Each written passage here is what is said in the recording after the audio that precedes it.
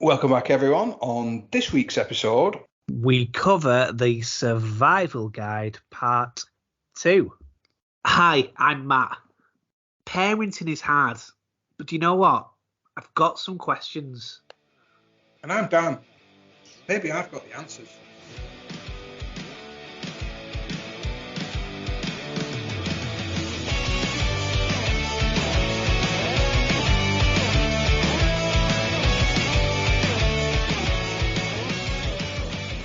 Welcome back, ladies and gentlemen, for another episode of Ramblings of Dadmen. I am still Dan and still joined by Matt. How are you, buddy? Hello, I'm good. I've been working today. I've done another little shift. I got home. I'm like, quick, pass me a beer before it starts. Becky was like, okay, all right, fine, okay, here's another one, so stop that. I went, quick, pass me another before it starts. I sucked that one. She was like, oh, there you go. And then I'm like, quick, pass me another beer before it starts. She went, you fucking lazy bastard. I've been out with the kids all day. I went, oh, it started. That's a joke. Becky, so we figured out that your limit's 3 beers before Becky starts shouting at you. That's a joke. I'm sorry. I've tried to do with that. I mean, I have been at working today, so that part's true. But no, I'm a good drunk. I'll be honest with you. My limit's 3 beers before I go to bed. That's what it's like at the minute. But yeah, I'm good. I've like I say, been to work today. I think I've had an easier day than Becky, to be honest. I think Robin's been a bit of a nightmare. We're trying to do some decorating. We've come off your so we're trying to do some decorating, but we're trying to do a bit of well, I say we. What's the word when you like buy old furniture and you do it up? Upcycle. Yeah. So Becky's been doing some of that today. We're sanding a bloody table down at, I think, 10:30 last night or something stupid. Wow. But yeah, it's just what happens when you get kids. You have to find times at ridiculous times, don't you? This is something I never realised. I thought you just put the little fuckers to bed at 6 o'clock and then you get the rest of the night. It doesn't work like that, does it? It sort of does when they get a bit older. Right. But like for the first 5 or 6 years, no, you're fucked. Yeah. Thanks. I spent you preach to converted here. Like I spent every waking hour decorating because we decided to tackle every room at once. I said I did. But yeah, so I sort of feel your pain, but equally don't. Like you're telling me that it's tiring. Well, by the sounds of it, you've not actually done anything. Well, I mean, I did work a shift, but you know, and then I came back and Becky was like, "This baby is doing my head in. There you go. I need to crack on." So I've just had a couple of hours, and it's always the same, isn't it? So like a new person comes in, and then the baby's happy all of a sudden. So yeah. So I've been on daddy duties from when I get in, and we've managed to do a little bit of upcycling today together. Bought some more furniture this weekend that all needs upcycling. So, you know, we've got a bit of a project on our hands at the minute, but, you know, we're getting there. Are you buying damaged furniture and, like, fixing it? Or are you just changing, like, colour schemes, painting it? Yeah, just changing colour schemes, I think. Like, it's just it's not damaged. It just needs... bit of TLC, lots of old. We've bought this this is really boring, guys. I'm sorry if you're really listening to this, but we've bought this massive dresser, which is about maybe like 5 foot long. And then that's going to go somewhere. But apparently it came from a school in the 1950s. And it's just got like a little interesting story about it. So nice. Yeah, that's going to be in the house soon. I don't ever wish to move it ever again, but you know. I mean, we've got different definitions of interesting, but yeah, it's definitely a story. Yeah. How's your weekend been and your week? To be fair, good. Mother-in-law turned 70 this week, or this week just gone. So we've been celebrating hashtag Jackie Jubes. Oh. So she's had a week of celebrations. Been round our house. We went out for a meal, but then yesterday sort of culminated in a big sort of do.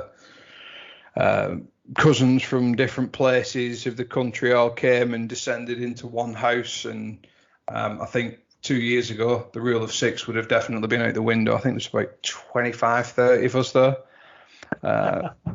It was good, you know. It was good to sort of see people and catch up, and yeah, it was just good. It was just fun. But that's, to be fair, I look back and just work. And then that, really. So, yeah, hashtag Jackie Jubes for us. Jackie Jubes, that's good. On Friday night, we went out for our first night out post Robin, I guess. I mean, she came with us. I mean, we were done for 8 o'clock, but it was a difference just to see her being awake for a little bit longer than usual. And in hindsight, we probably shouldn't have done it, but it was nice as I saw some old workmates. You know, shout out to the people that probably listen. I had a really good night, but yeah. So, you know, we've tried to have some downtime, but yeah, all good. Good. Okay.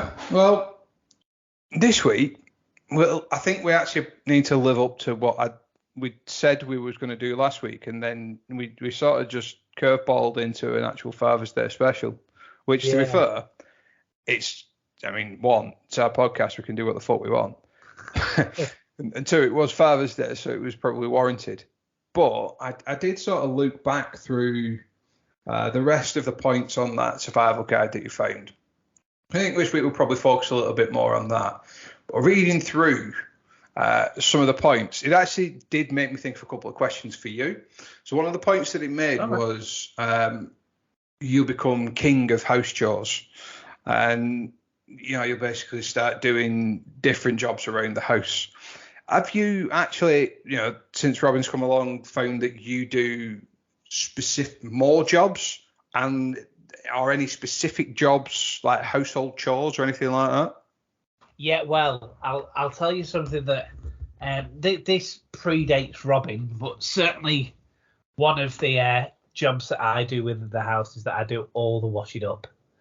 So Becky hates washing up, but she also hates me cooking. Not because I'm a bad cook. She actually likes my cooking. It's just that I can be a bit of a whirlwind in the kitchen in terms of if it takes one person one dish to use, I may use 5 or 6. So it's quite busy. But so, and she really loves cooking. It's like one of her favourite things to do. So we kind of have a general rule that she will mostly cook, but I will always wash up. So that is my main job. Taking the bins out, that's another man's job, isn't it? Really. I hope you're listening, Callum. Yes, it is. Conforming to stereotypes there. I tell you what, Flossie's got a job in the house at the minute, and you know, you try and make. I don't know about you, but we try and make everything into a game. Some stuff that is, you know, needs doing, but you try and make it into a game. So one of Flossie's jobs is that she stands in the paper bin and squishes it down. Okay. She's actually really useful. Yeah. She thinks she's playing. So she does that. We tend to get into roles in terms of bath time. I will generally bath Robin. Why Becky tries to get some pajamas ready or makes a bottle or something like that. We try to do things together, but that together may mean that I'm doing something a little bit more and she's doing something. So, yeah, I guess that we've got jobs in the house. I also guess that, you know, it's just non-stop, isn't it? Like, you're up from 8 o'clock, and then you're Yeah. calling it to bed at 11 or 12, aren't you? Yeah, I think, I do remember when George was very young, even that when me and Beth first moved in together, we actually had a bit of an unwritten rule that if one person cooks, the other person would wash up. Yeah, well, And so for me, when I was cooking, like, fucking great, I want all the pans, every single one. I need all of the mixing bowls. I need every utensil. They're all getting used because I'm not cleaning them.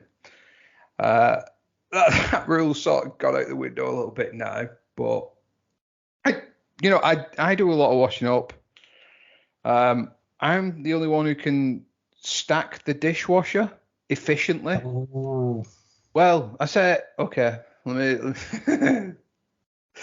I believe I'm the only one who can stack the dishwasher efficiently. Now, that's a true statement. Other people can stack the dishwasher. Maybe just not getting as much value for the money out of that tablet. just saying. I am the dishwasher.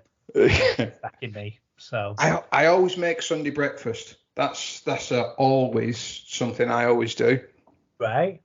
What else? Yeah. So we do tend to split. Beck does all the washing, the clothes washing.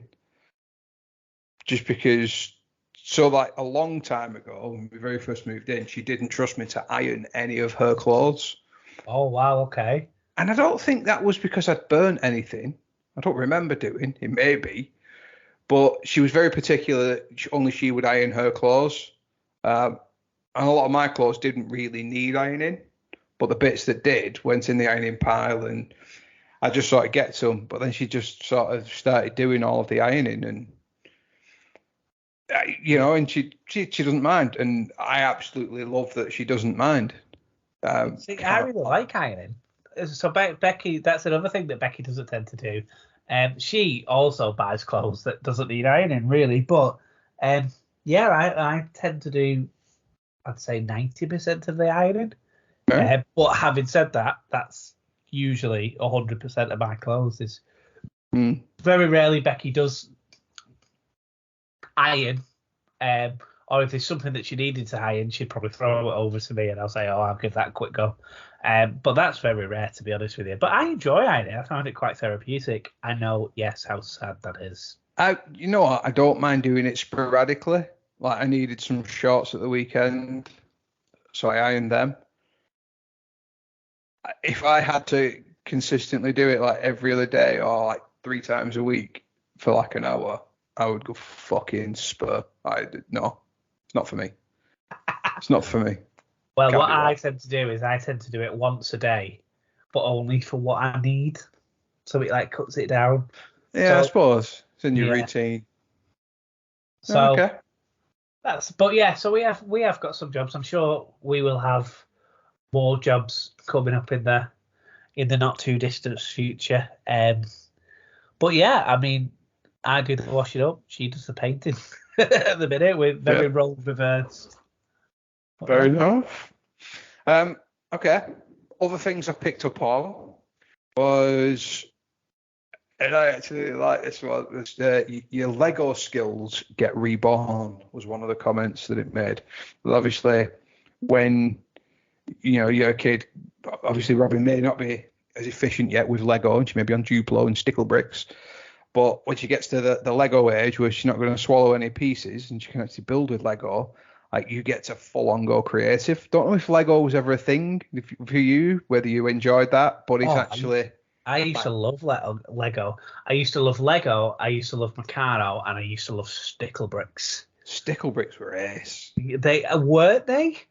Like, those aren't a thing anymore, are they? Like, Yeah, they are. oh, But are they? they're not as stickly.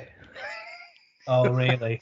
Like if you imagine Duplo to Lego, I think the current stickle bricks are a bit more like that, like a bigger interconnect thing. But yeah, they're probably kid friendly. They're Robin could have a go with stickle bricks. And it's an excuse for you to play with kids' toys, and it's normal. You know, it's normalised because don't worry, officer, I actually do have a kid. All right, why are you playing with all the toys in Hamleys on your own?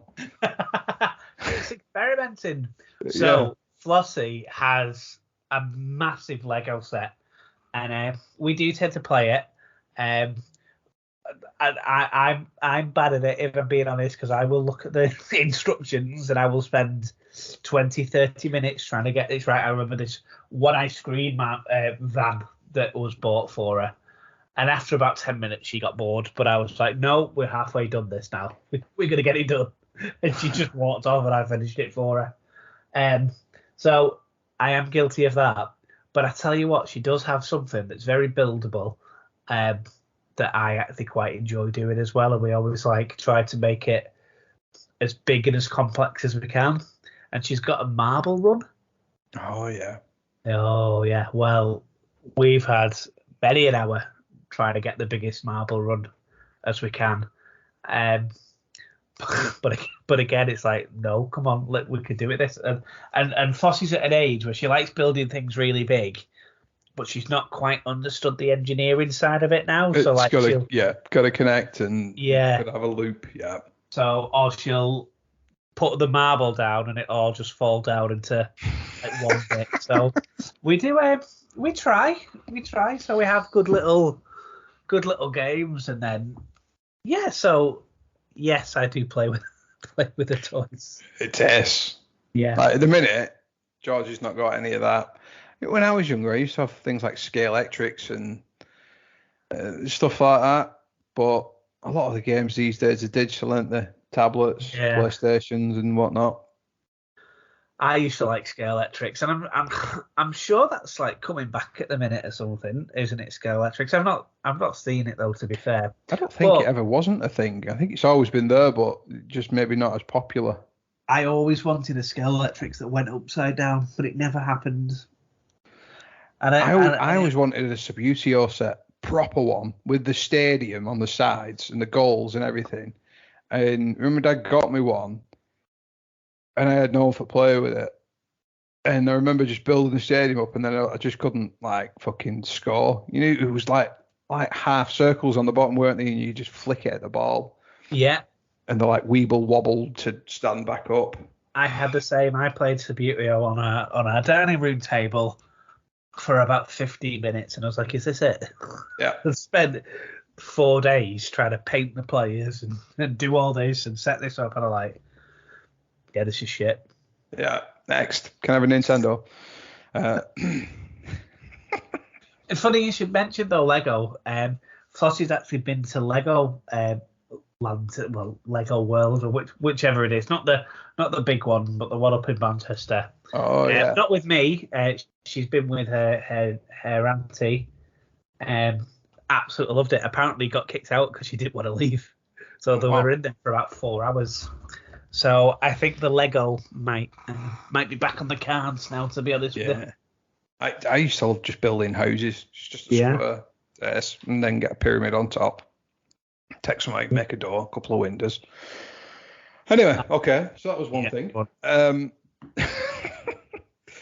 Another one was you become a photo master, and you will take pictures of pretty much everything and document everything. And I can vouch for this. So Beck's iPhone is 64 gig. She has 2 gig of apps. 1 gig is used for the operating system, and she has 61 gigabytes of photos. Everything she'll take. And to be fair, it's good, but she's at the point now where her phone is completely full, and she has to delete photos from a couple of years ago in order for her to take new photos. I'm like, why don't you just let me back it up for you, and I'll save all of the pictures and I'll put them in a little cloud drive that you can access them whenever you want. No. It's scary, that. Right. You sure? I can do it for you. Again, I'm not a photo master in any way. I take an odd photo every now and then, but my Becky is exactly the same. She'll take photos, and to be fair, it's nice that someone takes photos. She got a really, really good photo of Robin, and she actually printed it off, and we've got that framed at the minute. And it's one of my favourite photos at the minute. So it's really good that she does do that, and she's very, I guess, old school, because it's not often that you print a photo off and then you frame it these days, is it? It's always stuck on your phone or stuck on social media. Yeah. But she's the same. She's thousands and thousands of pictures. Definitely a photo master. Okay. One of the other ones was instilling good habits, which, that's quite a generic and wide-ranging thing, but I suppose it makes sense. Obviously, as they're young, you can start whatever good habit you want. And one of the ones that I did with George, even with Callum, was like reading. And before they went to bed every night, I'd always read. I remember I used to read The Hungry Caterpillar to Callum every night, and every night he wanted The Hungry Caterpillar again, even though he knew the story. And I got to the point where I weren't even looking at the book. I knew the words off the top. I had a version that I read to them that matched up to the pictures, and I can still do it now. I found the book a couple of months back when I was tidying some stuff, and but I used to read to Georgia as well before she got to bed. And that sort of stopped now because she's at an age where she doesn't want me to read to her anymore. But it's flipped. Like, she reads to me daily. Like, it was part of her school stuff. She's got school books and she'll read that to me in the morning. And if she blitzes through that, I've got this really, really old fact book. And some of them are probably not actually facts now. I think it still says that Pluto is a planet. That's how up to date it is. But it's like 5,000 facts. Pluto's given a hard time. It'll always be a planet to me. I mean, in about 350 years, when it comes back around, we'll probably classify it as a planet again. Yeah, exactly. She'll just... But I like that book for the key reason that, again, it's challenging her. So it's instilled a good habit of reading, but there's a lot of stuff in there that she doesn't understand in terms of topics, but there's a lot of challenging words in there. So just encourage you to have a go at that. And it's learning. And so it's really, worked for Georgia. She loves reading. She's got a separate section in a bedroom, just as like her own little reading corner. Yeah, well, we're the same. I mean, I don't do much of it because Flossie and Becky tend to have nighttime together, which is completely understandable. But Becky does read to Flossie every night when she's here. And sometimes I come in and we'll do a read. And what we try to do is we try to make it into a game, or we try to make it into a song, but not an active one, so we can so she can actually go to sleep. But she's at an age where she's starting to recognise words a little bit more. So she enjoys trying to look through the book as well, and not just look at the pictures, but look at the words as well and try and piece them together. So it'll be that she's finishing off sentences, or she'll be recognising words and saying that as well. So I guess she's always learning. Good habits, mate. It's definitely something to sort of bear in mind with Robin, and you start them young and get them intrigued and engaged in that, and maybe you're one of the lucky people that keeps them away from the technology and the digital world and keeps the libraries afloat. I think technology is useful for some things if it's done. Like I say, Flossie's got a tablet, and the apps that she goes on can be quite educational. We were playing a game the other day, and I was asking Flossie some questions, and I was asking her some stuff that I was expecting her to not know, like how many stomachs does a cow have, and she was like 4.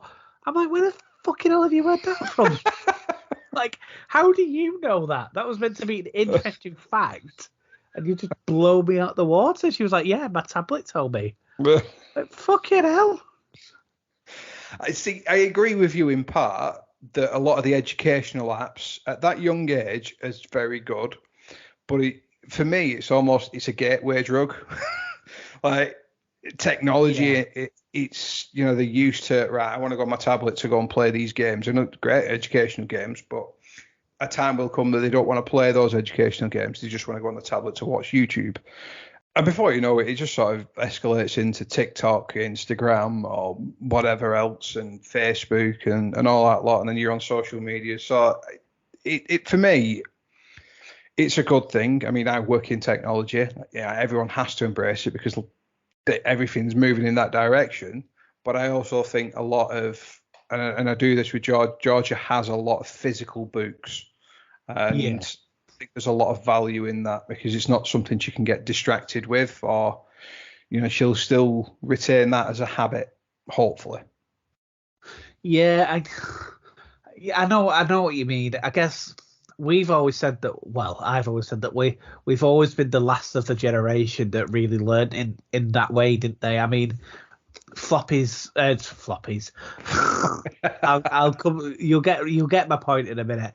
But computers, I'm pretty sure were around in my primary school. They were more prevalent in high school, but it was something that you used to have a floppy disk to save your work with. It was very much. I mean, social media wasn't a thing, wasn't it? But I remember very specifically at primary school and high school that it was very much books, blackboard, and white. I mean, whiteboards were the massive thing. I remember when a blackboard turned into a whiteboard, and it was like a huge thing that you now used dry marker instead of chalk. I always remember a certain teacher not being happy that he couldn't throw his chalkboard across the room anymore at an unsuspecting pupil that wasn't learning. And I'm sure you know who I'm talking about. Yeah. Yeah, but I mean, I do know what you mean about a gateway drug. I remember like playing a bullfrog game on the computer when I was maybe like 12, 13. It was very educational. But then secretly logging onto MS-DOS and playing Duke Nukem, and pressing that spacebar button for any old style gamers that may understand what I'm talking about. It's time to kick ass and chew gum, and I'm all out of gum. What a game! What a game! Yeah, the old style game. So yeah, no, I get it. Yeah. And it is something that you need skills at, but equally it's about being safe, and it's about ensuring that, I guess. I mean, do you track Georgia? I mean, I'm sure that you do. Yeah. Do you get to? Yeah. Naturally, I'm not paranoid, but I've got all the relevant controls in place. And she does use the kids' version of YouTube whenever she's watching that, so that's already moderated with the content that goes in there, as opposed to just standard YouTube. So, it's moderated. That wasn't where I was going, and obviously the point the point for me was more like that habit and creating good habits. yeah. Technology, that's a whole other topic. Maybe we do that next week and just focus on kids with technology. I think we have actually discussed that before, but that's a whole other thing. Okay. Well, one last thing that I did pick up on the Parent Survival Guide was the random stuff that you'll do to entertain your kids. And I can actually vouch for this. Like, one of the best belly laughs that we ever got out of Georgia was she was sort of crawling around, and Callum, for some reason, maybe we'd asked him what he wants for tea or something like that, and he said bacon. And out of nowhere, Georgia just burst out in absolute hysterics. So Callum picked up on that, and he just started saying bacon at her, and she was just like, just complete broken down in laughter at just the word bacon for like a good 10 minutes. It's fucking weird. Like, is there any random things that you've noticed yet that you do, like, out yourself? Yes. Yeah. So, we've had a wooden swing installed in the garden. So Foster gets to play at it, but Robbie gets to play at it as well. And this swing, Robin has got her the swing for the first time, and she enjoys it.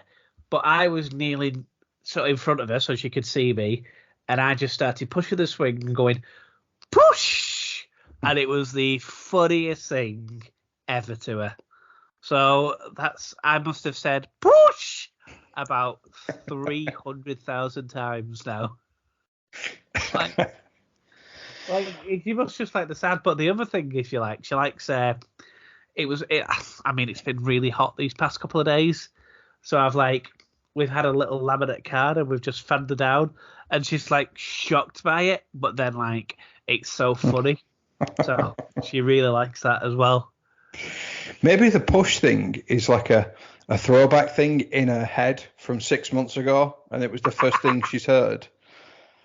Yeah. No, maybe. Although, I mean, to be fair, we spoke about this at great length, but Becky didn't really do much pushing. She was out in like 15 minutes. True. So, 2 hours. But yeah, I think the midwives may have only said it 3 or 4 times, and she was out. Oh, maybe she found it that funny that the midwives didn't. Yeah, once they said push, she was like, "Oh, I like this," and then she was swinging off the umbilical cord. That's there you go. New birthing technique. Make your brand new baby laugh. Somebody. Oh God, that's funny. All right. Well, I think we've waffled on enough at this point. I think we'll let everyone get back to the day, their evening, the morning, which however they're going to be listening. But yeah, we'll that I think wraps up the parental survival guide review, part 2 and part 1 from 2 weeks ago. But yeah, we'll be back next week, and yeah, thanks very much for listening. Thank you very much for listening, guys. See you next week.